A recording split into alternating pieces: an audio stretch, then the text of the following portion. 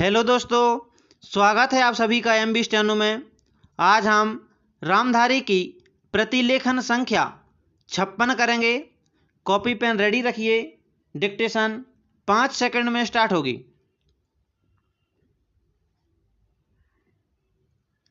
Start.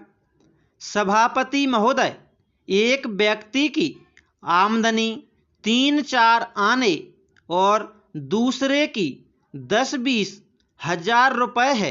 अगर वित्त मंत्री महोदय इस विषमता को दूर नहीं करेंगे तो समाजवाद का नारा बिल्कुल कोरा और कागजी सिद्ध होगा।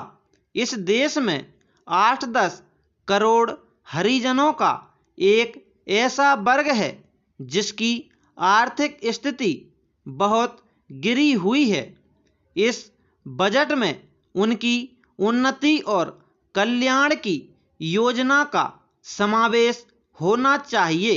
वित्त मंत्री ने 1500 करोड़ रुपए के जो कर लगाए हैं उनसे देश के आम आदमियों की हालत खराब हो गई है। मुझे इस बात की बड़ी प्रसन्नता है कि योजना के अंतर्गत देश में विकास कार्य हो रहा है और अब हम इस दिशा में जो कुछ कर पाए हैं वह प्रशंसनीय है, लेकिन मुझे दुख के साथ कहना पड़ रहा है कि जहां कृषि के क्षेत्र हैं उत्पाद बढ़ रहा है, उद्योग के क्षेत्र में उत्पादन बढ़ रहा है, देश की संपत्ति बढ़ रही है, हर आदमी की औसत आय भी बढ़ रही है, फिर भी हमारे यहाँ की पुरानी गरीबी बिल्कुल नहीं हटी है।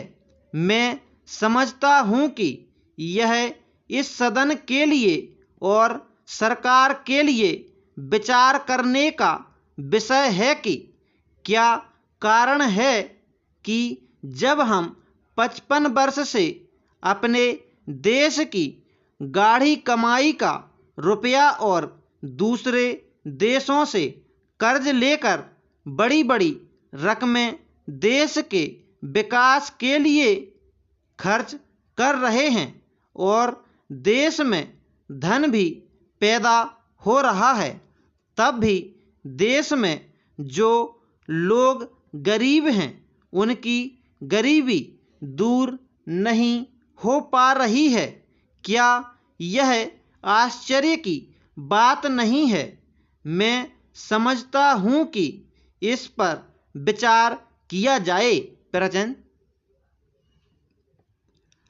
यह ठीक है कि हम समाजवाद के रास्ते पर जा रहे हैं, लेकिन समाजवाद के रास्ते पर ठीक ठीक चलें तो भी हम यह अनुमान नहीं लगा पाते कि कितने वर्षों में हमारे देश की गरीबी दूर होगी।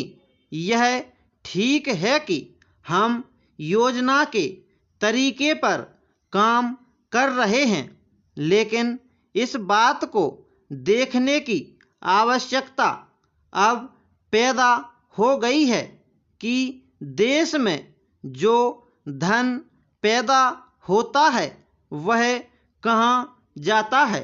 इतनी प्रगति होने पर भी हम देखते हैं कि गरीबी दूर नहीं हो पा रही है।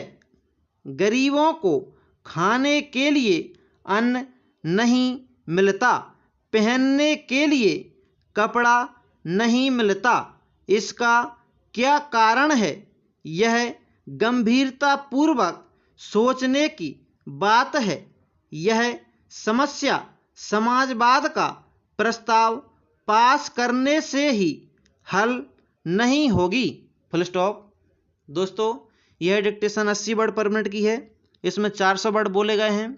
जो भी वर्ड आपके नहीं बन रहे हों उनको कमेंट करके बताइए, हम उनको शॉर्ट हैंड में प्रोवाइड करवा देंगे आपको ट्रांसलेट करके।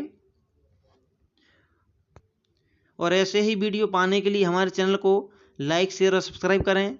जय हिंद, जय भारत।